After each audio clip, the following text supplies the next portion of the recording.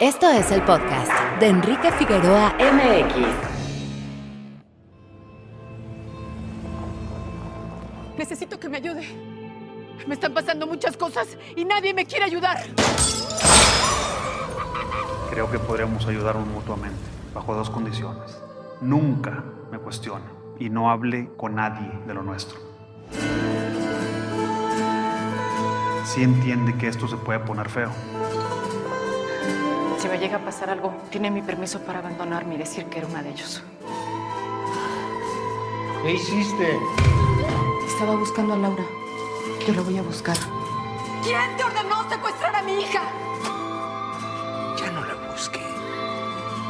¿Usted cree que todavía esté viva? Yo creo que si tienes una madre, sabes lo que es amor.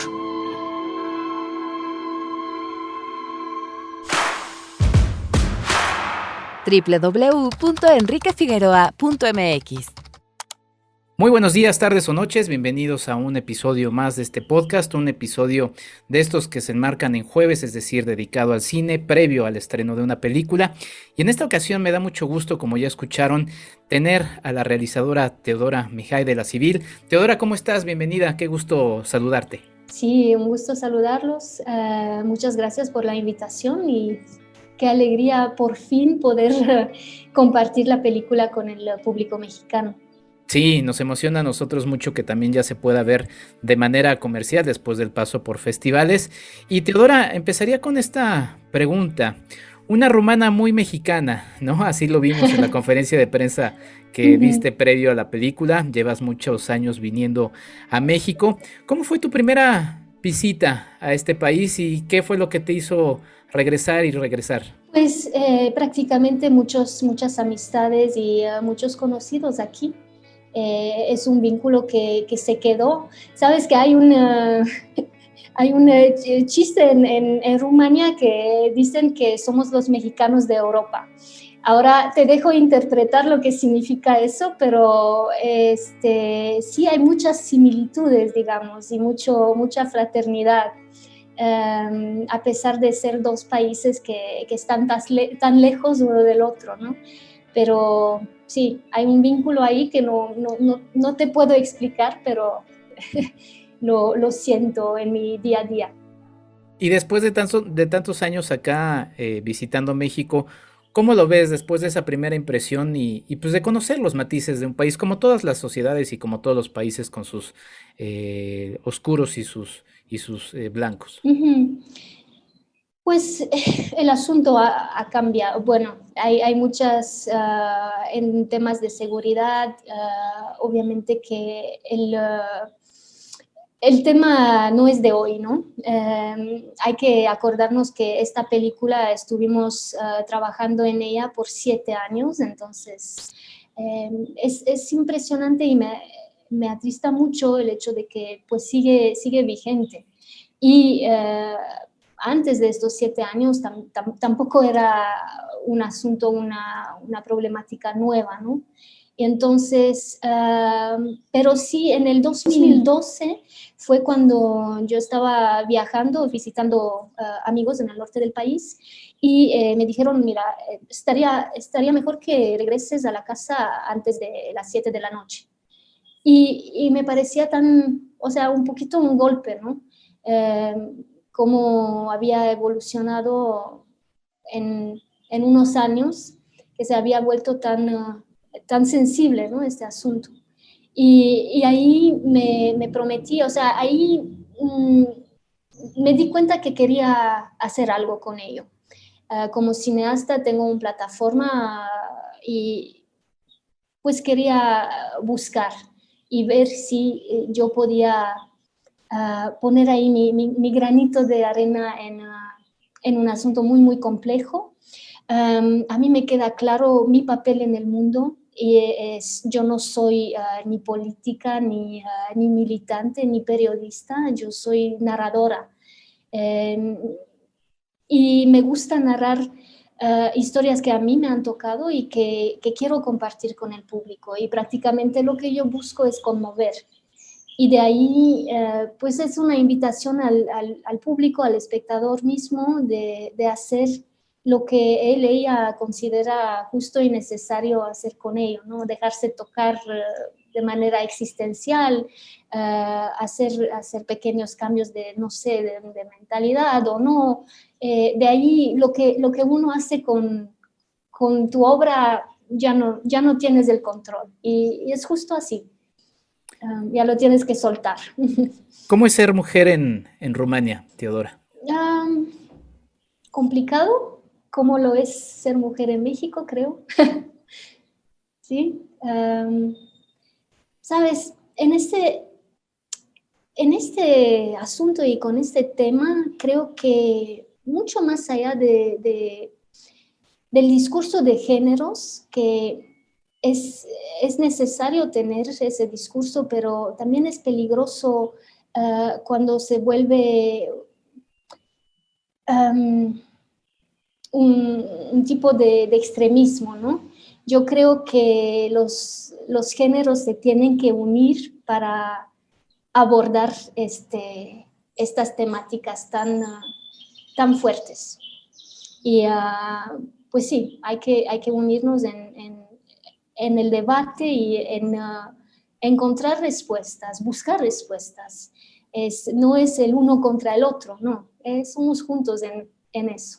Cuéntanos de tu encuentro con Miriam Rodríguez. Sabemos que lo mencionaste también en la conferencia. Si bien la película no es un documental, tampoco está basada, o sea, tampoco estamos viendo la vida de Miriam, pero sí tiene una base en esa historia. ¿Cómo fue tu encuentro con ella? Pues fue un encuentro muy impactante porque yo a la base quería contar la historia del punto de vista de los adolescentes o de un adolescente, porque la adolescencia es un periodo tan interesante, tan lleno de conflicto interno, ¿no? Y me fascinaba esto, pero cuando empecé a hablar con Miriam y me compartió esa frase que se volvió para mí icónica porque hizo el clic en mi cabeza, me dijo, abro los ojos, ¿qué siento? ¿Matar o morirme? Es lo que siento cada mañana. O sea, se volvió como un tipo de mantra, o sea, fue algo muy impactante en mi cabeza porque me llamaba a comprender lo que había pasado y cómo una persona, una ama de casa, una mamá, puede llegar a este tipo de conclusión tan fuerte, ¿no? Había un desfase ahí entre su físico de mamá y la violencia de sus palabras, ¿no? Y ahí, en ese espacio, quise comprender lo que había pasado y fue la semillita, ¿no?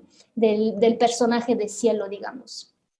Fue la inspiración. ¿Y cómo fuiste trabajando justamente esto que mencionas de tu visión de los géneros que comparto y que, pero que no deja de ser presente el hecho de que, pues en este país, en México, se mata por la condición de que son mujeres, ¿no? O sea, hay una violencia ahí explícita en eso. ¿Y cómo lo fuiste trabajando pensando ya en no abordar un documental, sino en pensar una historia de ficción?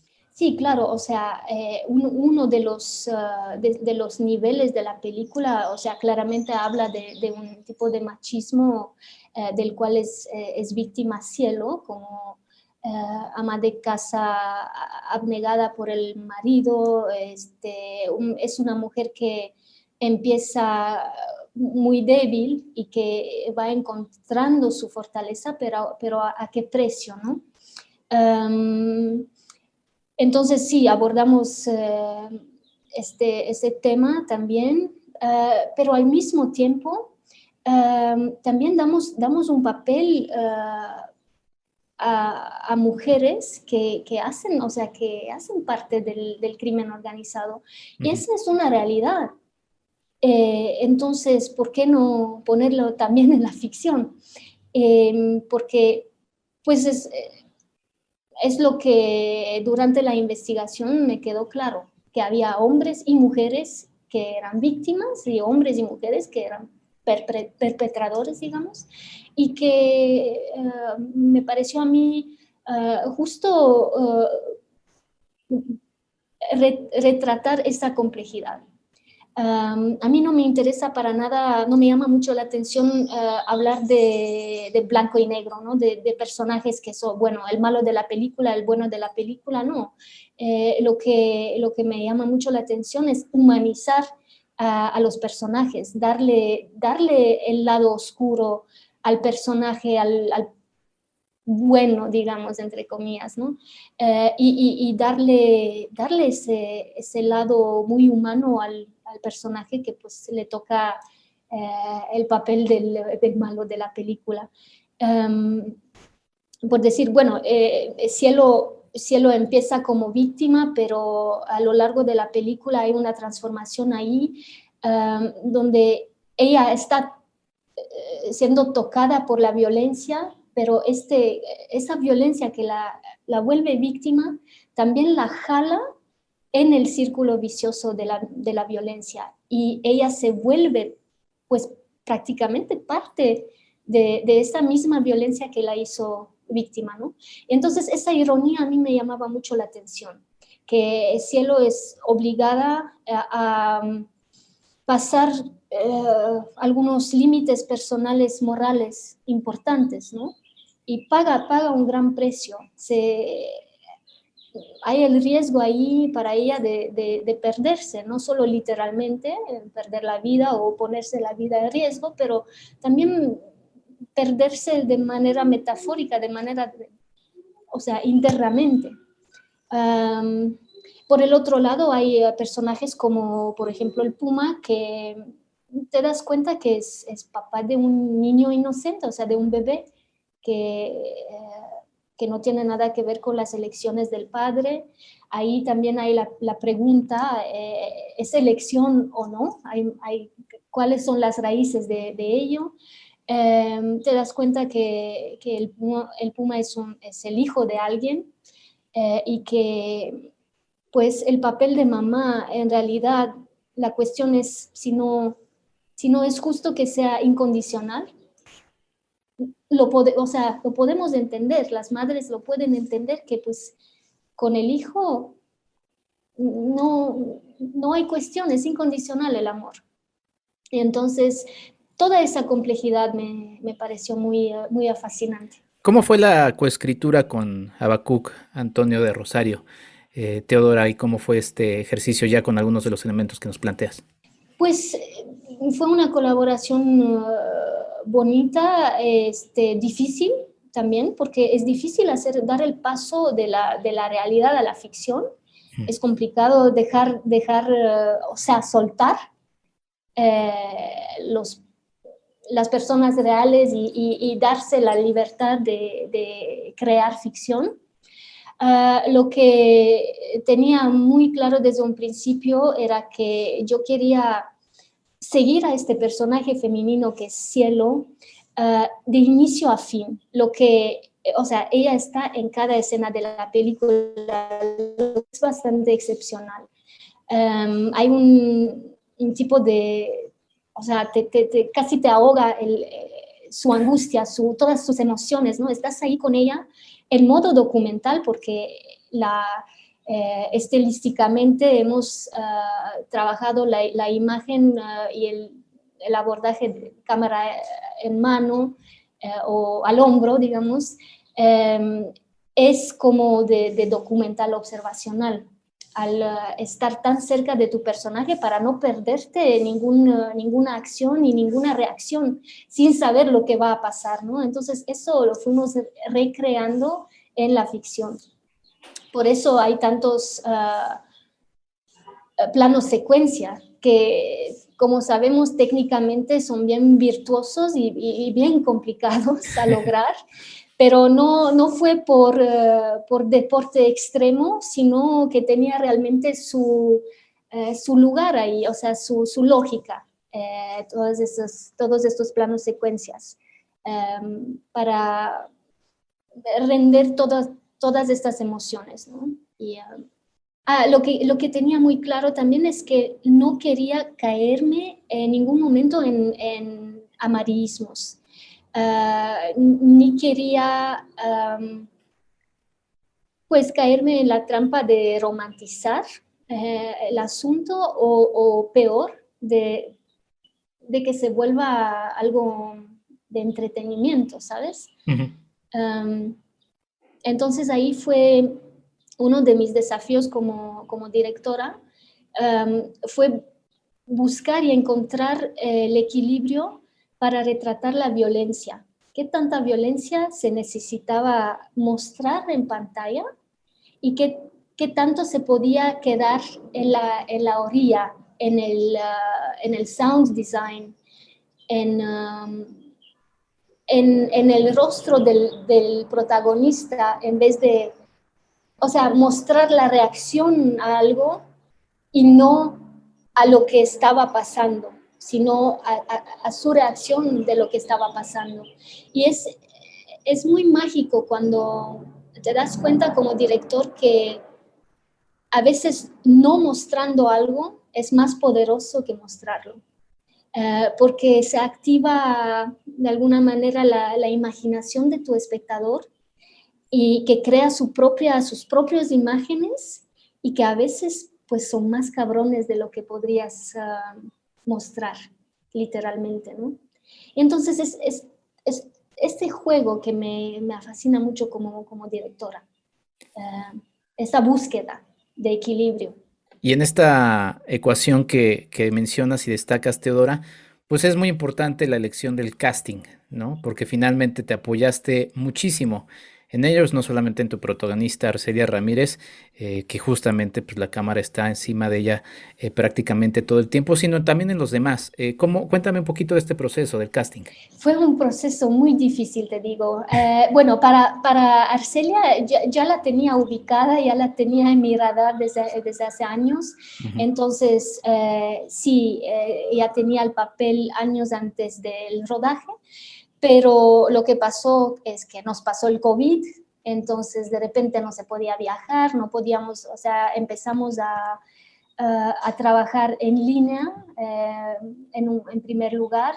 Y después finalmente nos pudimos acercar, estar juntas unos 2 mesitos antes del rodaje. Nos veíamos cada día por varias horas a platicar de cada matiz del guión, de su personaje, de los varios niveles, ¿no? que contenía las escenas, de su arco, de los demás personajes. Entonces fue minucioso el trabajo con Arcelia. No le quise compartir mi investigación, digamos, periodística, porque quería darle la libertad de crear su propio imaginario. Ella, pues, como todos aquí, tenemos una idea bien clara de lo que estamos viviendo, y quería que ella se pueda apropiar del personaje de Cielo y volverlo prácticamente metafórico. No es la persona de una mamá, sino de muchas, o de muchos familiares prácticamente, es la civil. Y también la historia es una historia metafórica que no pasa en una ciudad del país, sino bueno, ahí hay un guiño a Roberto Bolaño en 2666, que es Santa Teresa, ¿no? El lugar donde pasa la acción. Y también eso es levantar la historia a un nivel más metafórico. Y el casting, mucho del casting lo tuve que hacer por motivos de COVID en línea. Entonces, al principio me parecía imposible, no creía que no se iba a lograr, pero prácticamente no tuve elección, era o hacer la película bajo las condiciones que había, o no hacerla prácticamente.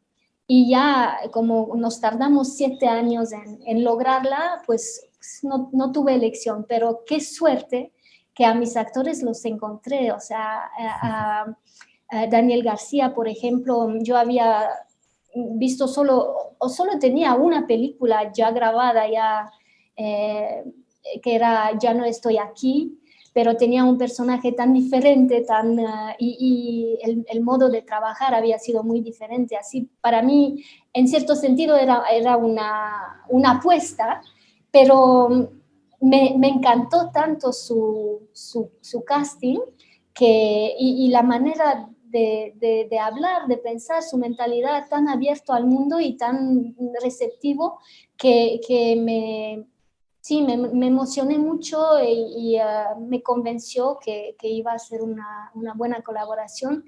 Y me encanta poner actores, por ejemplo, que tienen un currículum vasto, con actores más nuevos, digamos, con mucho potencial, mucho talento, pero menos experiencia.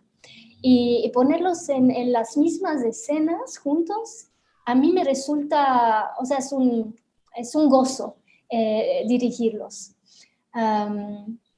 Trabajé con pues Álvaro Guerrero, Jorge Jiménez también. Fueron apuestas en el sentido de que no, el casting no fue muy tradicional por el motivo del online y todo. Pero qué suerte tuvimos o sea, la película tuvo una buena estrella, digamos, el universo quiso que todo se ajustó. Estoy muy, muy agradecida con mis actores. Fuiste a filmar a Durango, tierra donde se han filmado distintos western a lo largo de la historia, y tu película de alguna manera entre muchos géneros también podría entrar ahí en el western, ¿no? En esta, digo, Es un narco western. exactamente, sí. ¿Cómo fue Durango? Pues fíjate que sí, fue una bella aventura porque mi fotógrafo es rumano, se llama Marius Panduru, y es como los fotógrafos rumanos tienen muy buena reputación y él es uno de los mejores. Entonces cuando le platiqué del proyecto se emocionó mucho, me dio mucho gusto porque se emocionó, México con la paleta de colores y además yo había escuchado que Durango tiene la luz más bonita del país, que ya México tiene una luz muy bonita, ¿no? Entonces me fui a averiguarlo y de hecho es impresionante. Y los paisajes, como dices tú, conocía también la tradición que tiene Durango en términos de rodajes, películas.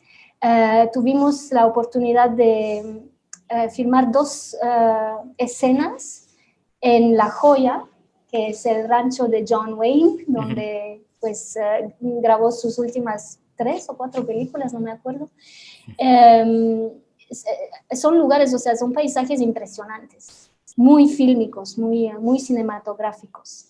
Entonces, por eso también nos salió una película que visualmente tiene su razón de ser, ¿no? Buscamos cuidarnos mucho también de la parte técnica y de la parte visual, no solo del contenido, digamos. Sí. Teodora, hay unas escenas de acción con balas. ¿Cómo fue filmar estas escenas que siempre pues son especiales y pues tienen su dificultad? Sí, así es, sobre todo cuando lo quieres hacer en plano secuencia. Pues fíjate que fue un reto ya desde el guión, porque quería jugar con este balance entre el filme de autor y también con una parte o sea, partes de prácticamente casi género, ¿no? Thriller investigativo. Entonces hay que sería un poquito más mainstream. Y el reto fue encontrar ese balance para que no sea demasiado así, demasiado así. O sea, fue difícil lograrlo en rodaje porque me di cuenta que las escenas de acción eran más largas de lo que yo había pensado. En papel es bien sencillo, pues no tanto en rodaje mismo. Entonces, también en montaje fue pues fueron elecciones difíciles a veces de cómo hacerlo, dónde cortar y así, pero al final creo que logramos el buen balance para que no sea, o sea, para que no se cae en lugares comunes. Conocemos la percepción y la recepción de la crítica fuera del país, pero ¿cómo la ha recibido la gente fuera de México, Teodora? Pues de manera muy linda, ¿qué te digo? Fue sorprendente, pero yo sabía que esa historia es muy universal, ¿no? Es una historia que en cada cultura, en cada país, uno puede comprender muy bien la historia de una madre en búsqueda de su hijo, de su cría, ¿no? De su hijo o hija. Y existencialmente creo que uno de los miedos más grandes que tenemos como seres humanos es de perder a un hijo, ¿no? Y entonces esto, el público internacional no tuvo ninguna dificultad en empatizar con la historia, con Cielo como personaje y con su historia. Entonces, pues se emocionaron bastante, a pesar de no ser mexicanos y a veces de no conocer tanto tampoco el contexto sociopolítico de México, ¿no? Pero hay un elemento ahí muy, muy universal que va más allá de las fronteras y del discurso político, ¿no? Sí, pues ahí está La Civil, tu película se estrena además. Siempre sucede con este tipo de historias en México, siempre uno dice, en el marco de la situación actual que estamos viviendo, porque pues no salimos de ella, desaparecidos, como bien lo has dicho, tanto mujeres como hombres, ¿no? En general en el país. Y pues bueno, en fin, creo que es un retrato que nos hace a nosotros como sociedad, a todas y a todos, reflexionar de nuestras responsabilidades en la misma, ¿no? Entonces, pues muchas gracias por tu película, Teodora, mucho éxito con la misma. Imagino que muy emocionada también por la percepción de que la gente en México ya pueda verla de manera masiva. Sí. Muchísimas gracias por el interés y por la plática. Y sí, los invito a ver la película en el cine, que es una experiencia, creo yo, más impactante que verla en pantalla chiquita, ¿no? Bueno, de las dos maneras está bien, pero ven al cine a verla y creo yo que vale la pena. Sin duda vale la pena. Gracias, Teodora. Pues yo me despido de este podcast. Muchas gracias a todos. Estén pendientes de las redes de @cinecaníbal. Ahí van a poder checar todo el recorrido de La Civil de Teodora Mijay, la invitada de este episodio. Yo me despido. Soy Enrique Figueroa Anaya. Nos escuchamos en un próximo episodio. Hasta la próxima. Esto fue el podcast de Enrique Figueroa MX. Hasta la próxima.